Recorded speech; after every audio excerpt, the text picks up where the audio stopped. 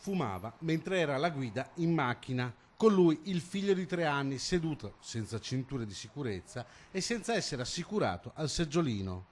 L'auto su cui si muoveva questo papà è stata fermata in serata a Codevigo durante i controlli della polizia stradale. A bordo, oltre al conducente, il figlio piccolo e altre 4 persone, tutte senza cinture.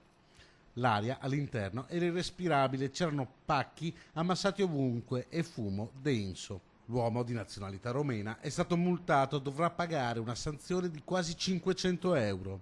La guida di un fumatore non è sanzionata dal codice della strada, ma come per l'uso del cellulare può essere meno attenta e reattiva e soprattutto, come in questo caso, può produrre danni alla salute del bimbo. Il conducente, in questo caso, è stato multato per aver fumato in presenza del figlio piccolo e per averlo esposto al rischio elevato, facendolo viaggiare senza essere seduto e assicurato nell'apposito seggiolino.